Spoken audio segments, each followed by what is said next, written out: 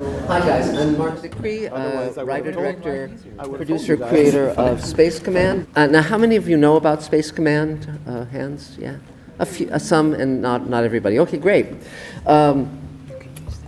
Basically, after many years of writing for all the major studios and networks on shows like Next Gen and DS9 and Babylon 5 and Sliders and Smurfs, He-Man, Super Friends, all that stuff, I wanted to do a science fiction show that would be inspiring, like Star Trek had inspired me when I was a kid. When I was 10 years old, the original Star Trek debuted, and it was an amazing, it basically set the path for my life. And it said that we could have a future worth living in if we just put aside our differences, came together with compassion, and with hope for the future, to create a future worth living in for ourselves and our kids and our grandkids and so forth. Because I was finding a lot of science fiction had a very dystopic and nihilistic message saying the future is screwed and there's nothing you can do about it. Well, that disempowers people, and that becomes a self-fulfilling prophecy. So thanks to Kickstarter campaigns and selling investment shares for $7,500 each, the audience came forward and they said, we want to see this. So I brought a number of our actors and our team with us, and we're going to be showing some clips we've never shown before publicly. Where Space Command stands now is that we are currently shooting hours 7 and 8 of the 12-hour season, and the first 2 hours are running on Amazon Prime and Google Play and Tubi and all over the place. You can find it very easily. So why don't we go down the line and everyone can sort of introduce themselves and say what their part in this proceeding is. Hi, I'm Dave Edison, and I play the part of your editor. Yes, He's our editor. So Mark and Elaine tell me which little pieces to put together, and we make a show. Yes, yes. And so let's hear it for Dave. Yay, 3 cheers. Excellent. Oh, please. Thank you. Okay. Hi, I'm David Raiklin, and I'm a creator, producer, composer, and all the wonderful music you're going to hear, I got to write, and then the symphony orchestra that played it and the chorus, they made it wonderful. And I also arranged for all these people to be here. Great. Yay. Cheers. Oh, is it on? I don't think that. Oh, he's coming. The AV guy's coming. All right. This one works. Is that one on? Yes. Yeah, good. Okay, Hi, great. all. I'm Kasturi. I assistant director on the project, also production supervised previously, and I play Elena Macy. Great. Terrific. Yay. I am David Bartlett. I am a producer in Space Command. I am also sound designer, color correction, visual effects producer. I'm also an actor. Yes. I can't say I'm not really an actor because I've done enough acting to where it really wouldn't be true.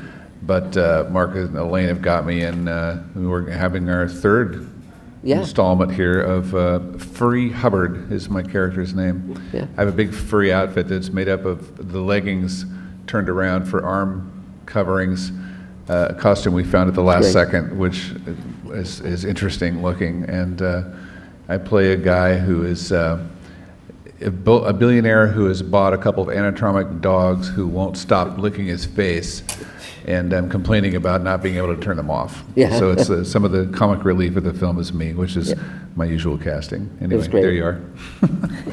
Yay. Hi, I'm Barbara Lee Bragg, and I play Dr. Lee Brackett in Forgiveness, which is, I get to do autopsies on space aliens that are created by this creative team. Was pretty extraordinary, I have to say. But I'm a grateful member of this Space Command and Mark Zickrey's universe. Thank you. Yay. Hi, I'm Phoebe Craddock, and I suppose I'm the costume supervisor. It's gone through many different names, as David was saying earlier, whether I'm wardrobe or costume. Yeah, well, we all are. I take care of the costumes and keep them clean and in good order. Some of them are really quite old. They're mostly made by Mike Philpott, and they're really quite stunning, some of them. And I get to dress the actors, which is, a little perk sometimes too. And you're an actor as well. Yes. We all are. Yes. She is. Cheers. And Tehani. Hello, my name is Tiani Farr, and I am the graphic novel artist. I do the comic that is also turned into an animatronics and animated video. Great. This one here. Yay. And I, your Vanna White here, am Adam Sartain. I am an associate producer on Space Command, as well as an actor, and also an investor. Yay. 3 cheers. Hi, I'm Howard Benjamin. I'm the sound engineer on the shoot. Have been from day one. I'm also an actor in Space Command Forgiveness, and newly minted producer on Space Command. Great, yay, 3 cheers. So thank you all. And basically we're going to show some clips we've never shown. We're going to have our various panelists speak, and then we'll entertain questions from the audience. The fascinating thing that I think this project represents, more than anything, is the sea change that has happened in the technology and the delivery methods for entertainment. Because when I started in television, you needed a studio and a network. It was the only way to reach a mass audience. It was the only way to raise the money, because it was millions of dollars, and that was the only way to reach an audience of millions of people. And now we shoot digitally, we edit on a computer, we reach millions of people around the world via the internet and the streaming services. It's a completely different world. I recently wrote a book called Greenlighting Yourself, because I've raised over $4 million to build my studio and make Space Command, and now we're shooting my wife's feature as well, and we're ramping up to shoot 5 pilots that we're doing with Rockne O'Bannon, who created Farscape, and the team that created The Expanse, and so forth, and with the actors that, from Bob Picardo and Doug Jones and all the actors we're working with on Space Command. So I think what I want to start is, Space Command is a 12-hour series made up of 2-hour stories that can be split as 1-hour episodes, and it fills a larger series arc over the season. And when we shot the first 2 hours, an episode called Redemption, Michael Harney from Orange is the New Black played our hero's father, Ethan McDowell's father, and I had an idea for a story that took place 30 years earlier that would establish a number of the different characters, their backstories, and I couldn't de-age Mike 30 years because I didn't have millions of dollars, but I could do an audio play that would be that prequel. So we gathered our whole cast, Doug Jones, Robert Picardo, Bill Mumy, everybody, and we recorded an audio prequel called United Planet. And then when I met Teani, she was so spectacularly talented, I hired her to do the graphic novel, which we were about, I think, 2 pages away from We're being like completely... 5 pages away from the final end. Yes. We have like 80 Yay. pages. Yes. I did it all myself. I cannot believe that. Yeah. So what Dave then was able to do was combine the audio play with Teani's wonderful images from the graphic novel into what we call an animatic. And so that will be an extra item that will be part of the box set that we're releasing shortly. So Dave has a scene from that prequel, which includes Michael Harney as playing his father, Anson Kemmer, and Ethan McDowell playing his son. And Ethan McDowell's been most recently on Walking Dead and Righteous Gemstones and so forth. And, well, yeah, and you can just see how spectacular it is, so please. And this is not the final artwork. It's low res, so it doesn't have any of the animation in it, but you'll get the idea. Things can get better, but they don't do it by themselves. Vandenberg, the 30th Space Wing, and there she stands, son. The Thomas Paine. Your first assignment as a pilot. What's Parkhill like? He's been stuck at captain 30 years. That pretty much says it all. I understand. 3 words of advice. Don't disappoint me. Anson, I swear, you go sit in the car and let me talk to our son. Shoo! A father like that, it's a wonder you didn't become a long-distance runner. Any words of advice, Ma? Let compassion guide you, Jack. That's pretty hard in the military. Especially in the military. There is nothing that absolves you from your humanity. I'll keep that in mind. Look inward, and you'll be fine. Yay, 3 cheers. So, and that's almost near the end of the story, which ends exactly where the first 2 hours of the show begin. So, Teani, did you want to speak to maybe the process, the challenges of adapting this, because you've done a wonderful job? Yes, you should have added the last ones, the ones with Dorneven. There are like the alien parts, and I loved creating the scenes in this alien planet where they're mining for this green, blue kind of substance. That's Yes. what makes possible the creation of the synthetics. And I just loved creating every one of them, especially because they're like the whole ambience. But they're not here, so you can just imagine them. You can see them soon because they Yes. are already finished. We've published the first 3 issues of the comic. The 4th one will be the final one, and then it'll be Yes. bundled together into a graphic novel. So Mark literally gives me a script that is like 3 people, their names are waiting for a ship, and that's all I have. And everything else is like, okay, I've got the style of ship, and I look up in the internet the ship that he created, and then I redraw that in different angles, and then I imagine like what scenario and all the angles, and them as younger people, and then as them as older people, and it's such a rich experience to imagine, because I'm a cover artist. I only normally do a cover, but in this case I have to imagine that I am a screenplayer or a director, so I imagine like if it was a movie and how it would look good in a movie, and then I paint like that. That's how I paint the panels. It's gorgeous, and it's it's taken us time, but it's been worth the Like the how wait. long? Like 4 years? Something like that. I'll yes. tell you what, when I have to take apart your artwork and sometimes move pieces around to actually give it a little bit of animation. Yes. I really feel nervous every time because it's so magnificent. I don't want to screw up your artwork.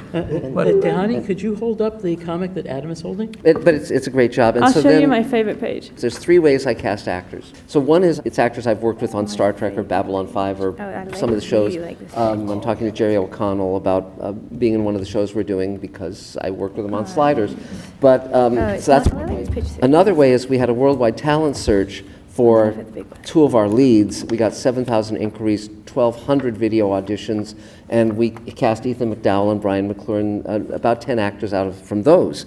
And then finally, I just kind of look at who's around me physically, and I cast them. Mark, and so this is her favorite page. Of this story, yes, it's Yeah. like That's really cool. I like it because it's so simple, Yeah, and it's him It's gorgeous. dying, breathing his last breath. yeah, Yes. lovely. And as good as the work she does on the Space Command comic, when she's doing cover work for other publications, it's mind blowing. It's really amazing what she manages to do with just her pen. Well, that's great, and yes, and so also, but in terms of the actors, so Tiani, I realize that you're the only person on the panel I haven't put into Space Command in an acting role. And you have So we'll have to do that. you have offered me, but I'm so shy. Well, no, don't be. It's going to be great. So, in terms of the actors on the panel who are in Space Command, Dave put together a little video introduction to a number of them. Jacob Charlotte isn't here, and Nathaniel Freeman isn't here, but this is just clips excerpted from different scenes. They're headed for Titan. British are putting down an insurgency using combat synthetics. Just nothing alone.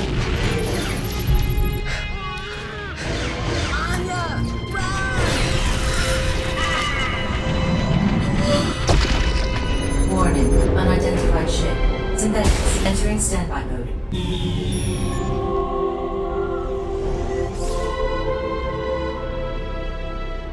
The war is over. Go home. I have other plans for your army. Actually, what we're dealing with... Captain, you have a call from the Secretary General. Thank you. Chilton? I keep this bird alive. Glad to hear it. You did what Space Command said was impossible. You cornered him, captured him, and hauled him back to United Planets to be tried for war crimes. Abandon ship, but we'll provide you some cover. You heard the man. Let's go. Evacuate. Delaney, now. Everybody get out now! Quick, quick, quick, quick! Ain't got much time!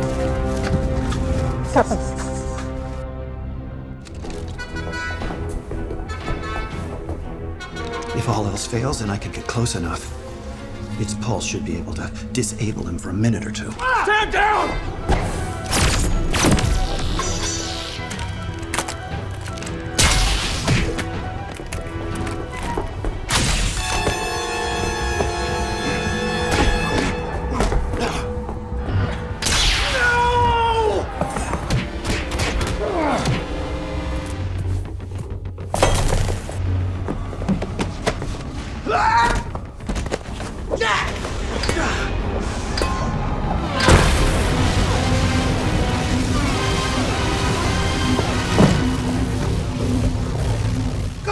I don't suppose you could make it that there'd be no war.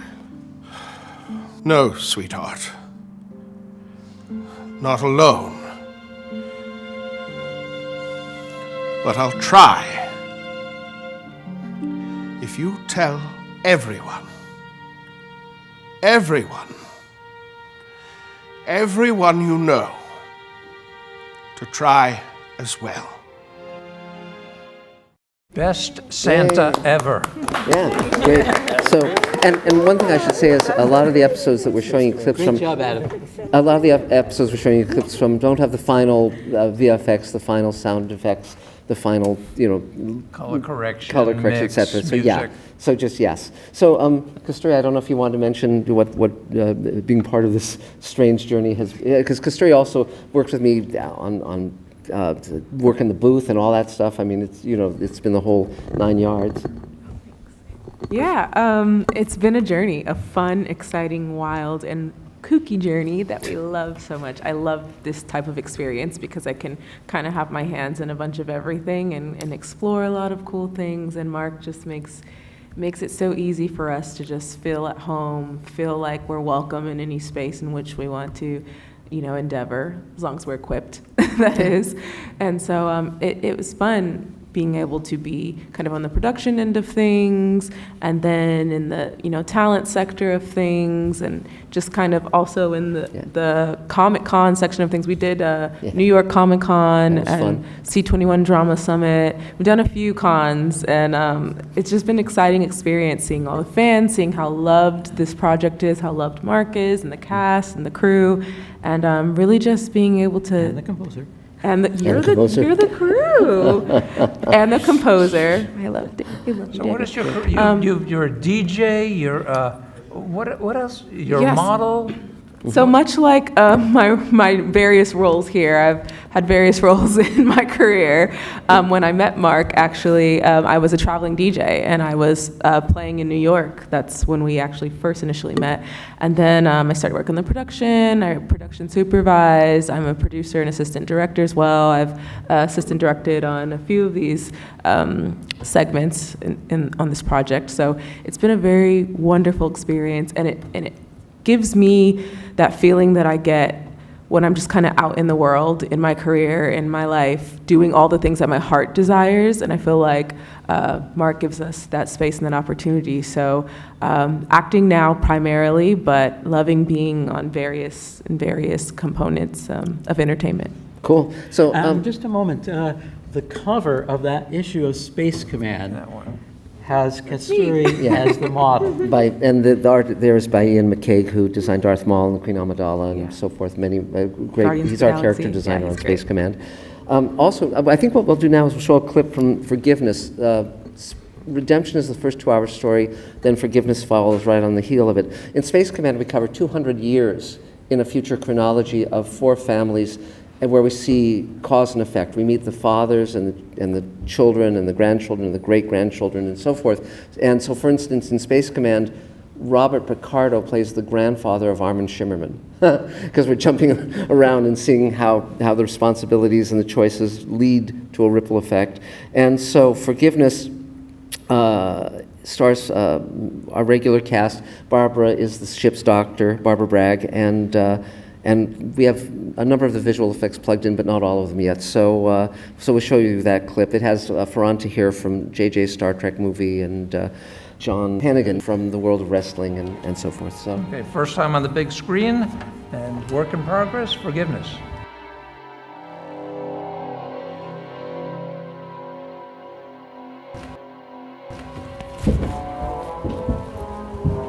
Magnify.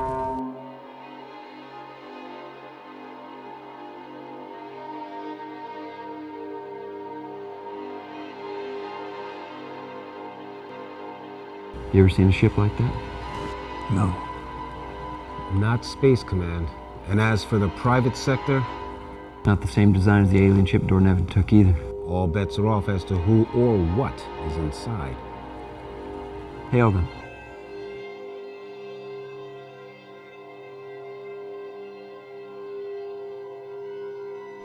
Captain, Go!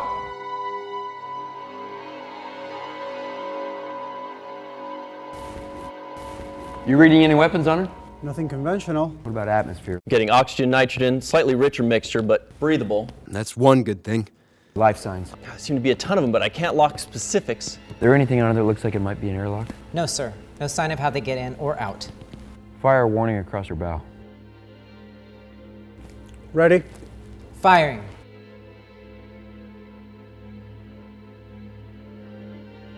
She's slowing. Ready a breach pod. They might take that as a hostile act. More hostile than shooting at them? Breach bot ready? Fire!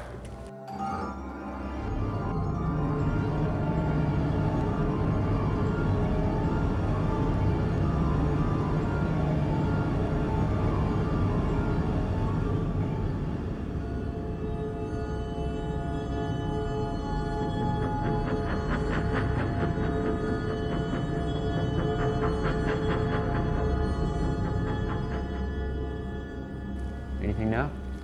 Nothing yet. Life signs? Multiple, but faint. What's a microbe reading in their atmosphere? It's clean. Whatever's scrubbing their air is doing a better job than ours. Ready an assault team. Simac, maintain us at station keeping. Yes, sir. In case they prove to have weapons, keep everything at the ready. The Prophet. Comes first, I know. But if he's in there, you're going to tell us just which one he is. Bracket. Chilton on me.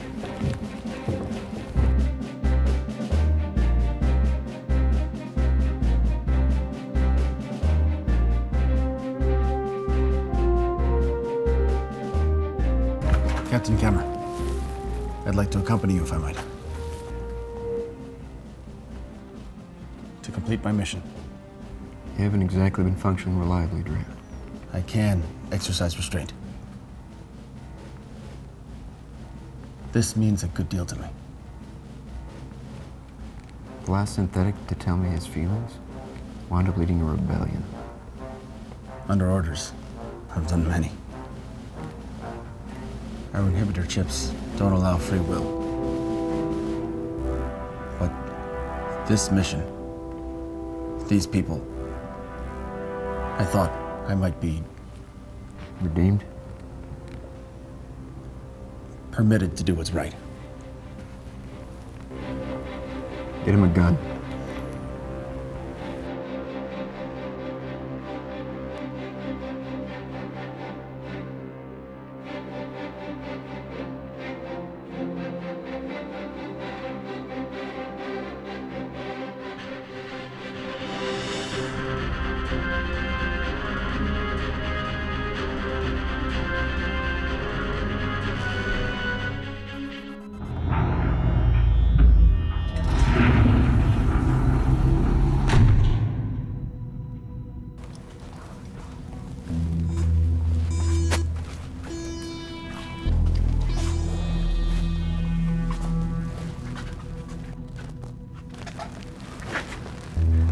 This place. The disco from hell? Is there anything? 20 meters ahead.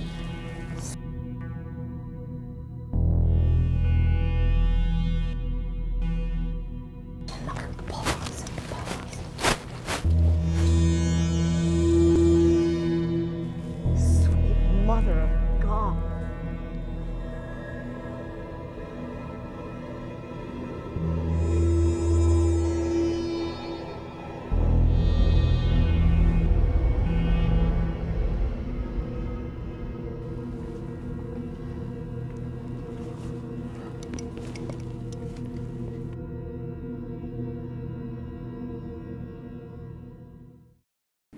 So that's, yeah, and one thing that's great is because essentially my wife Elaine and I are the writer, director, producers on this, and we're at the top of the food chain. So unlike with a studio or network, I don't need to get permission from anyone to do any of this. And so, so I can literally say, you know, oh, Kasturi, you're going to play this, and Dave, you're going to have to edit it.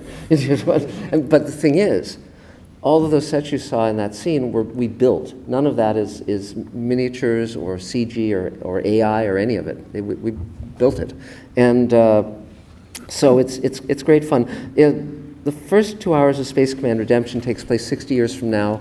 The next episode, Forgiveness, which you just saw a scene from, takes place 3 years after that in the chronology. And then the episode we're shooting now, Great Solar War, takes place 20 years later in the chronology. So Jack's son, who is a baby in Forgiveness, is an adult under his command in the Great Solar War, which we've been shooting ongoingly. So, David, I don't know if you want to mention anything about the music or the challenges of scoring Space Command. That had a good deal of your work in it. Yeah, this is one of the most wonderful giant canvases to work on, since it covers 200 years of future history that takes place not only on Earth, but on other planets. And I don't want to give away too much, but we eventually go to other systems. So we have father and son and grandson generations. This allows us to create unique storylines, both for the writing and for the acting and for the composing, because we want the families that keep intertwining together at these key moments in human history to have a thread that holds them together. This is both for artistic reasons and also to help you guys, the audience, understand that, okay, that theme is a variation on the father's theme, right? So Jack has a theme, but his theme is also related to Anson, his father's theme, and his son will also have that same thing, so that it's not exactly the same for each one. We get to craft it individually. You know, it's like wearing a hand-me-down theme that's been custom fitted to fit each person. Also, we don't fake anything on Space Command. What you are hearing when it sounds like there's an orchestra playing or a chorus, there's a real orchestra and chorus there. Everything is what it's supposed to be. So when it sounds electronic, it's electronic. And when it sounds like it's organic and made by people, it's organic and made by people. And I really think that helps make it feel more real and more alive if you're honest that way, and you don't try and fool people that, okay, this little box on my desk is actually a symphony orchestra. No, it's not. It's just a fake. But we try and be very realistic. Cool. And we also actually use that most iconic of all sci-fi instruments, the theremin. Yes. The theremin actually does appear, and we didn't fake a theremin. We got a real, exactly. Yeah. If you know that weird whistling sound that immediately tells everyone that's sci-fi. Yes. It's the devil's own, as they say, to play it, because it's the only musical instrument that you perform without touching it. You wave your hands in the air, and it sounds like I'm making this up, but that's actually how you play a theremin, is that you wave your hands in the air with great precision. And yes. I wish I could show you some footage of them playing it, but we haven't scored the new episode, but we will. Yes. You know, you can actually build them. Yes. For like $200, $300 from, if you've ever heard of Moog synthesizers, the people that make Moog synthesizers also make theremin kits. That's fun. So you can build it and make it yourself. And if you want it to sound precise, like it needs to be for a movie, you have to be incredibly virtuosic. But if you just wave your hands around in the air, it's great fun. And exactly, until they take you away. So the Barbara. Barbara plays the ship's doctor, and you saw a little of her in the scene from Forgiveness. She has a much larger role. But do you want to say anything about being in Space Command and your take on it? The one thing is that, you know, we're a family. I mean, we've been doing this for a long time. You never know when Mark's going to call and say, I need bracket for like whatever, you know, and you get to know everybody. And we've been together for so long that it's like now I don't know, I'm just like, I'm so moved by watching that because I just remember the days. I remember the day that we shot coming in, it was like 106 degrees in that. I mean, it was just so much, I mean, you know, it's just, you just go through so much with a group like this. And I'm just filled with a lot of gratitude this morning about it, you know. Yeah. I mean, as an actor, it's rare, if ever, you get a chance to be part of something for a long time. And that's handmade, you know, it's not something that, and you also know, like, the struggles people go through, and the amount of love that Mark and Elaine and everybody on the team of Space Command, I mean, I know everybody, we've known each other for so long, I mean, these are my friends. Yeah. These are, you know, it's just, and the group, I mean, the guys, it was me and the guys there for a long time. It's like, these guys are my, it was like a football team, you know, and I got to be like the linebacker on it, you know. And they threw me around a lot too. It wasn't like, you know, they're It was like, fun. you know, it's a lot of fun, you guys. And if you ever get a chance to meet everybody on Space Command, it's great. And I really enjoyed, I wanted to say one little thing about Dr. Brackett. You don't see it here, but there's a little bit later, and there is an alien life form. And when we were going to do an autopsy, so I was doing a show and I called Mark and Elaine, and I said, if I'm going to do this, I need to know how to do an autopsy. I should never have said that because they hired, the doctor came and we did it on Zoom, okay? Wow. And I went through a real autopsy, which you cannot unsee after you see that. Mm-hmm. I now know what's inside of us, right? So, by the time I got on set and we were actually doing that, I knew what I was actually doing as a doctor. But it really informed me as a person and as a, you know, as an actor, but it was also like kind of gross, wasn't it? It's like, but it was amazing. So I hope you all enjoy Forgiveness. Thanks a lot. Yeah, and the fun part, as I mentioned, is it's really great to have your own studio because you can shoot whenever you want. You have standing sets. Additionally, as I said earlier, we're creating a repertory company of our actors. So our actors have appeared not just in Space Command, but in the feature that my wife is writing and directing that we're doing under the umbrella of the Showrunners Network, which consists of a feature film and 5 two-hour pilots that we're doing with the creators of Farscape and The Expanse and so forth. And so Barbara, for instance, is in Sweet Haven, right, the show that I'm doing with Rock Neil Bannon. Rock, by the way, created not just Farscape, he created Defiance, Alienation, Sequest, and Cult as well, and was most recently executive producer on the show Evil.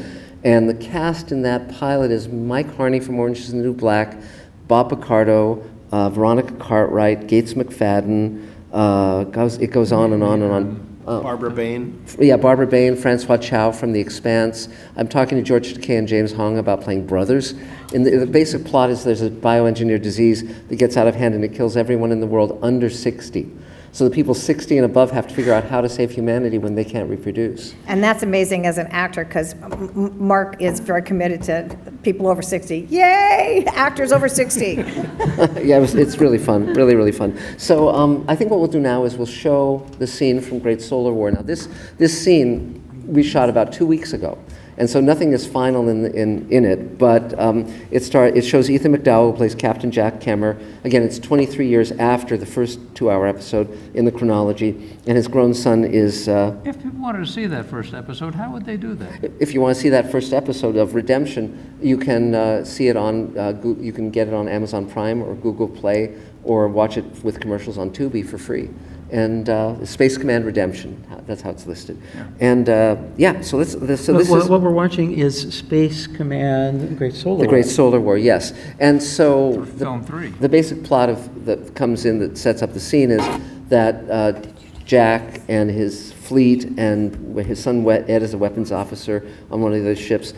They're ambushed, and it has very, very disastrous consequences. And Ed is a bit traumatized by that. He was trying to live up to his father's, exploits and accomplishments, and he realizes now that he's not that guy. And one of the things I do on Space Command is, because I wrote the Twilight Zone companion, Rod Serling, when he did Twilight Zone, he used all the props and sets and costumes that had ever been made for any MGM movie or TV show, because he shot it at MGM. So when I was a producer on Sliders, I said to the boys at Universal, I said, can I use everything that Universal has ever made from any of their productions? And they said, well, no one's ever asked that question before, we'll check. And they came back and said, with a very few exceptions, yes. So on season 4 of Sliders, we were using stuff from Jurassic Park and 12 Monkeys and Time Cop and on and on and on. It gave us huge production value. So with Space Command, what I do, in addition to what we design and build from scratch, I also, when a big budget science fiction TV show or movie goes down, I acquire what I can afford of the props and sets and costumes. So in the scene, you'll see a number of costumes, spacesuits, and many of them you'll probably recognize if you look closely. And so let's roll that scene.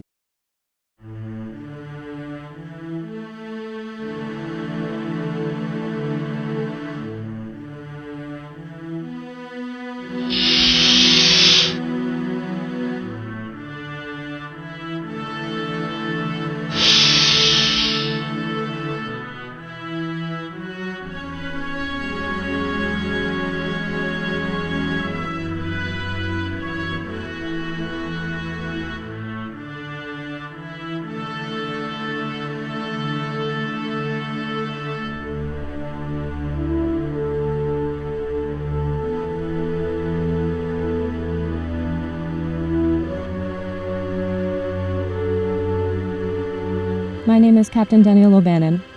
On planet LV-426, I neutralized an infestation of off-world life forms and saved the colonist child, and...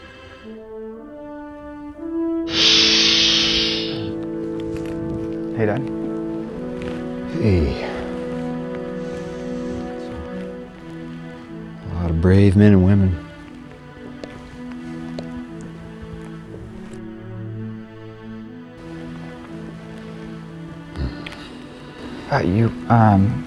Have you ever made a bad call? You know, one with disastrous consequences?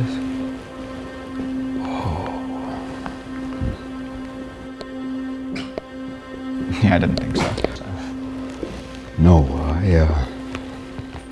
the answer is yes. Just following orders until way too far in the game cost the lives of countless synthetics. Synthetics? Who have as much right to live as we do. All they wanted was just to be free. How do you live with it?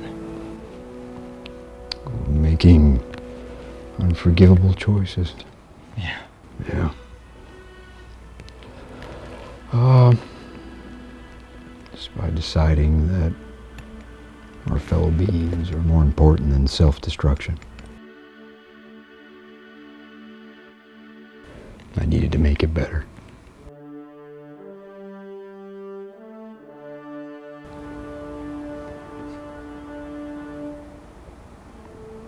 You're right. I'm not like them. Or you. Look, I'm a home front. I'm a talker. Like, I can sway people, so what? It doesn't... No, it's not that easy. It's just words. No. Mahatma Gandhi.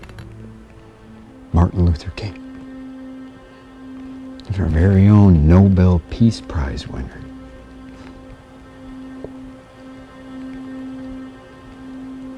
Grandmother. Yeah.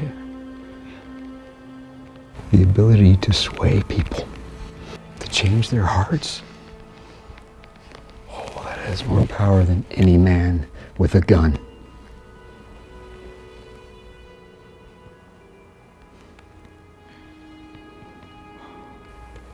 You got a gift, kid.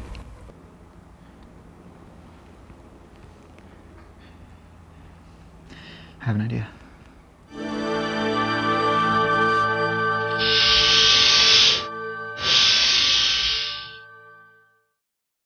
Yay, thanks. Thanks. Yes, Dave? Tell the nice people who the lady was in the spacesuit. Oh, yes. Years ago, a high school in New Jersey put on Alien as their high school play. 2019. So I flew there to advise them, the students, about how to have a career in Hollywood. and Sigourney Weaver showed up as a surprise and introduced the play. It was wonderful. You can watch it on my YouTube channel, Mr. Sci-Fi, in its entirety. But the actress who played Ripley in the high school play called me about 6 months ago. She was in town, and that was her in the spacesuit. That spacesuit was from Outland, and so when she's talking about LV-246 or whatever it is, she's recounting the plot of Aliens when she's talking about her exploits. And Danielle O'Bannon is the name of the character, and that's based on Dan O'Bannon, who wrote the movie. Now, we only have a very, very few minutes left. I don't know if there are any questions, and we'll make sure that Howard and Phoebe and whoever hasn't spoken gets to say their piece and release their manifesto or whatever. Are there any questions? As I mentioned, this is all funded by Kickstarter campaigns and selling shares for $7,500 each. And with the Showrunners Network, we've got a thing where if you buy 15 shares at $7,500 each in that, you get an executive producer credit on all of those 5 pilots and the movie. And that could be extremely lucrative. And I call it a career in a box because one of those 5 shows almost certainly will hit, and given its pedigree. So any questions, or we can continue on. Howard, is there something you'd like to say about Howard as our actor and sound recorder and so forth? Well, just that it's a pleasure working with these group of people. I've known Mark for 16 years now. He runs a thing called The Table, which is just a bunch of like-minded people getting together and creating a community. And I've been a part of that for as I say, the last 16 years. My day job is that I'm an entertainment reporter, have been for the last 40 years. I've done over 85,000 interviews with everyone from the current cast of television shows. I just did Lena Dunham from Too Much and Megan Strather, along with a bunch of other people. But I have a radio show that you might be interested in, or a YouTube channel called The Interview Factory LLC that I'd love for you to take a look at. I've got a couple of hundred interviews up there with everybody from Rod Stewart to Meghan Markle. But working with these people are family, and for the last 11 years we have created a community that we can't wait to see one another and work on another project. So my participation as an actor or as a sound guy or now as a producer on the show is a gift from God, plain and simple. Yeah. And Adam, is there anything you'd like to say? One thing I would like to mention, a lot of people have talked about family, and you'll never go against the family. But they're also, for being a non-studio production, this is the most professional non-studio. I've been at Sony Pictures, I've been at CBS Radford, I've been at a part of a lot of major studios and a lot of student films, everything in between, and this is just like you got your studios and then we're right up here. For not having the studio money, we put in the talent, not just in the cast, but also in the crew. It's the level of professionalism and the level of family is just way up there. Yeah, this is made by hand. I always talk about artificial intelligence, and then I talk about natural stupidity, but I think we have natural intelligence as well. So there's a third category, but we're creating something that we love, and a jewel. So let's see, Phoebe, is there anything you want to say, because you're a costume person? And that scene we just saw with all those spacesuits, they're quite fantastic, and if anyone can get to the studio in Pico Rivera to check them out, as Mark said, I have learned so much. It's a museum quality collection. Yes. Yeah. Yes, and our it was sets, our great costumes. fun dressing them because unlike people, they don't move. And they're all in kind of onesies, and so it took about 2 or 3 or even 4 people to dress some of those.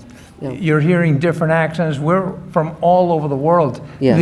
The VFX shots that you saw, the spaceship shots, were done by Tobias Richter in Cologne, Germany. Yes, and our DP is from Sicily, so we hear a lot of different languages on set, which is great. I love that. Like Star Trek was when I was a kid. It's inclusive. I met Nichelle Nichols when I was 10, and I got to go on the set of the last episode they ever shot, Turnabout Intruder, and 50 years later, I got to cast Nichelle Nichols in Space Command, and I shot the scene at her house, and I brought the scrapbook that I kept when I was 10 years old that had the photo she had given me that she had signed of Uhura, and the letters she had written me, and we just sat flipping through those pages 50 years after the fact with me directing her in a scene. It was amazing.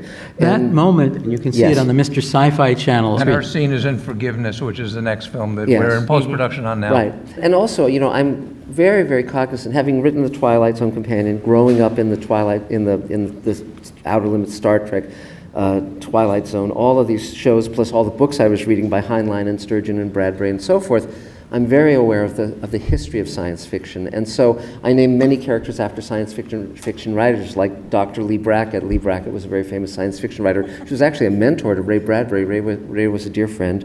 So, David Bartlett, is there something you'd like to add about this whole journey and this whole...